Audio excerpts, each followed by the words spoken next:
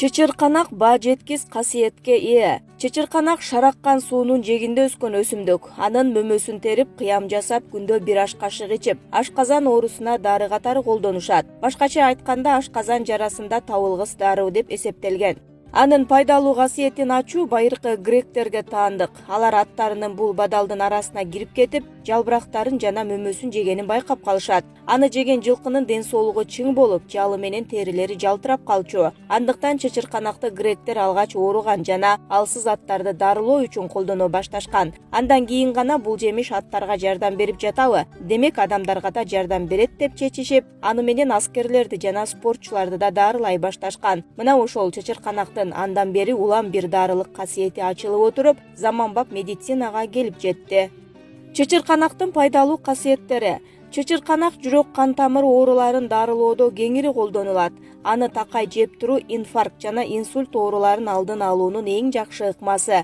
Анткени чычырканактагы С витамини жүрөк булчуңдарын бекемдөөдө кызмат кылат. Эгерде күнүнө 50-100 граммдан чычырканак жесеңиз, организмиңиздин С витамине болгон бир суткалык муктаждыгын канааттандырган болосуз.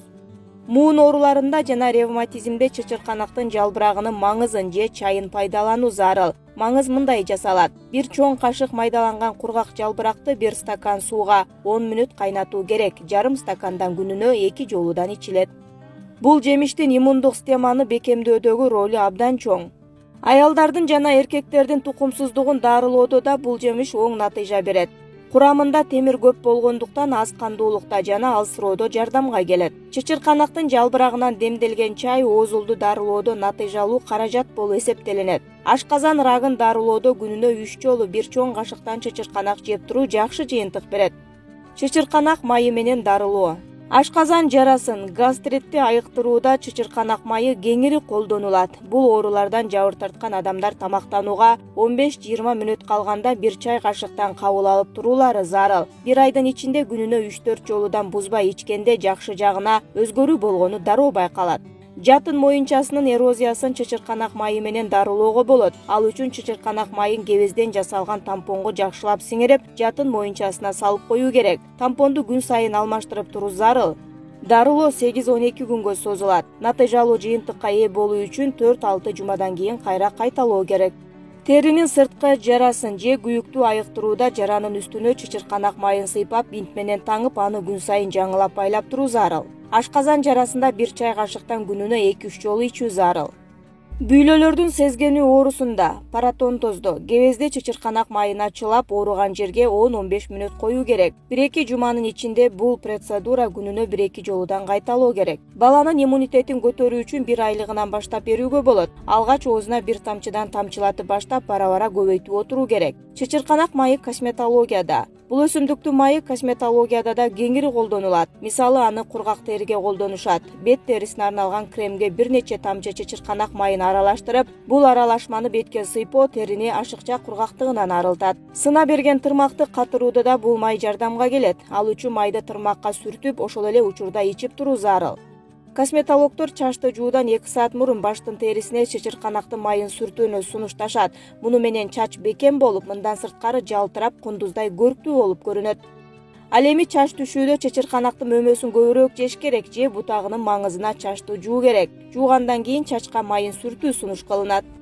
Мындан тышкары курамындагы Е витаминин эсебинен аялдардын сулуулугуна, жаш көрүнүүсүнө таасирин тийгизет. Сепкилди, тактарды кетирип, бетти агартат. Күнгө күйгөн терини кайра тез калыбына келтирет. Чычырканак майын үй шартында кантип жасоого болот? Биринчи ыкма: чычырканактын ширесин сыгып, ачык жерге коюп коюңуз. 1 суткадан кийин ширенин эң үстүнкү катмарында май пайда болот. Аны чогултуп аласыз. 1 килограмм чычырканактан болжол менен 80 грамм май алынат. Экинчи ыкма: чычырканактын ширесин сыгып аласыз. Кабыгы менен сөөгүнүн калдыгын майдалап, үстүнө 60 градуска чейин ысытылган өсүмдүк майын куясыз. 1 сутка тыныктырып, андан соң суюк бөлүгүн, майын тундуруп аласыз.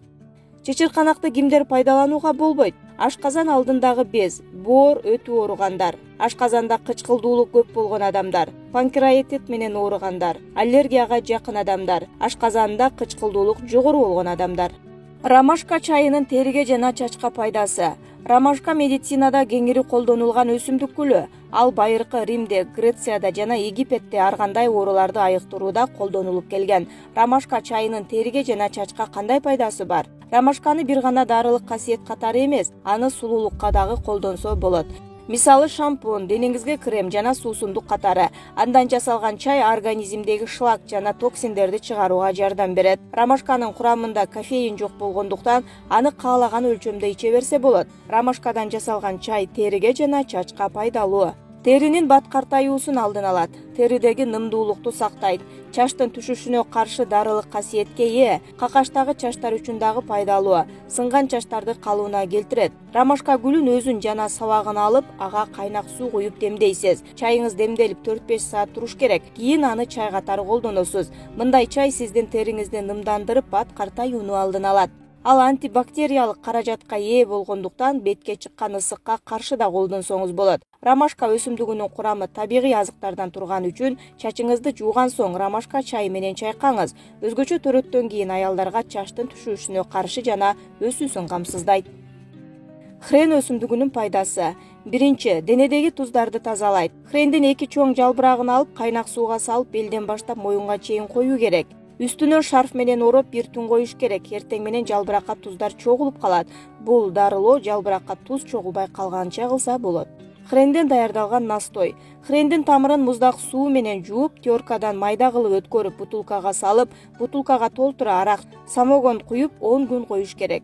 Бул настрой менен эмнелерди дарыласа болот?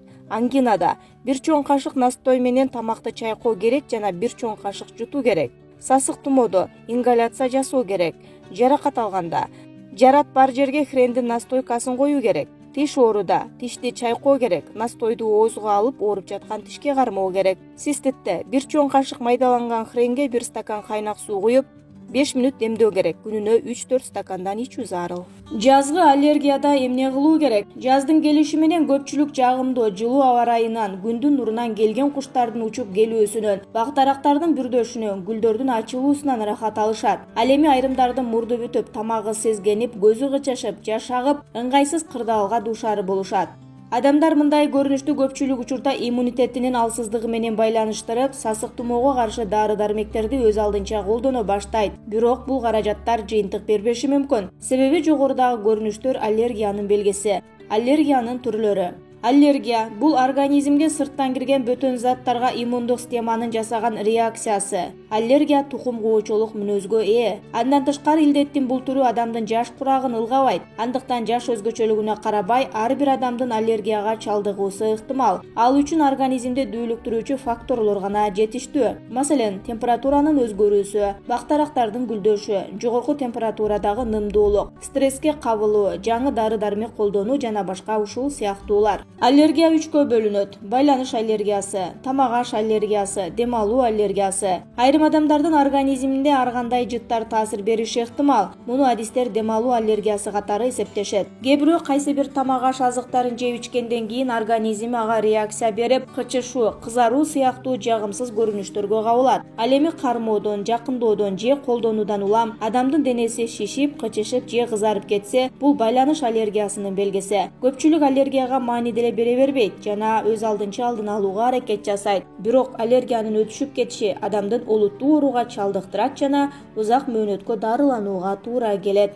Аллергиянын өтүшүп кетиши адамды астма, шишип кетүү, атоптикалык бронхит ооруларына чалдыктырат. Аллергиялык кычышуу, жөтөлүү сыяктуу көрүнүштөрдүн өзү жок болуп кетүүсүн күтүп жата берген дагы болбойт. Атайын адистерге кайрылып, алардын кеңешин алуу керек. Жазгы аллергиянын себептери. Жазгы аллергиянын эң негизги себеби өсүмдүктөрдүн чаңдашуусу болгондуктан аны поллиноз деп атап коюшат. Чаңдашуунун эң активдүү учуру апрель болгондуктан бул айда аллергия күч алат. Аллергия менен жабыркаган адамдарга 100гө жакын өсүмдүк коркунуч жаратышы мүмкүн. Маселен, кайыңдардын, жаңгактын, ийне жалбырактуу өсүмдүктөрдүн чаңдашуусу. Аллергияны алдын алуу үчүн өзүңүзгө ыңгайлуу шарт түзүп алыңыз. Албетте, курчап турган айлана чөйрөдөн эч жакка качып кутула албайсыз. Бирок аллергияны болтурбоо үчүн алдын алуу чараларын көрсөңүз болот. Негизги эрежелер. Атайын препараттарды колдонуңуз. Ал кычышуудан, кызаруудан, жөтөлдөн сактап, көздөн жаш агууну алдын алат. Аны менен катар ичип же колдонгон бардык дары каражаттары дарыгердин көзөмөлү аркылуу берилиши керек экендигин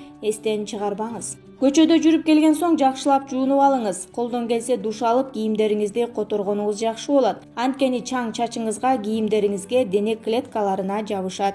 Терезелерди ачык таштабаңыз. Ачсаңыз дагы атайын майда торчону кадап коюңуз. Үйдө же кеңседе абаны тазартуу үчүн ионизатор же кондиционер колдонсоңуз туура болот. Терезе ачылбагандан кийин бөлмөгө чаңдын кирүү коркунучу дагы аз болот.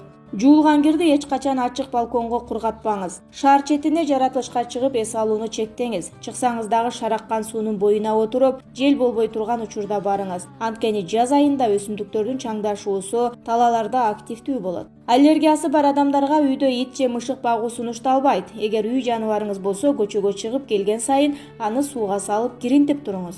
Күндөн коргоочу көз айнек тагынып, баш кийим кийип, көп ачык жүрбөгөнгө аракет кылыңыз. Жел болуп жаткан учурда көчөгө чыкпай эле койгонуңуз оң. Тирүү гүлдөрдү үйүңүзгө алып кирбеңиз. Үйүңүздү күндө тазалап, ным чүпөрөк менен желдетип туруңуз. Аллергияга согуш ачыңыз. Эгер аллергиядан кутулгуңуз келсе, атайын клиникаларга барып текшерүүдөн өтүңүз. Тажрыйбалуу адистер сиздин эмнеден аллергия болуп жатканыңызды аныктаган соң дарылоого түшөт. Ар бир адамга жекече дарылоо ыкмасы тандалып алынат. Элдик медицина болсо бак-дарактар гүлдөй баштаганда С витамини көп камтылган азык заттарды колдонууну сунуштайт. Ошол эле учурда кырк муун, ит мурун жана кара карагаттын чайы аллергияга каршы турууга чоң жардам берет.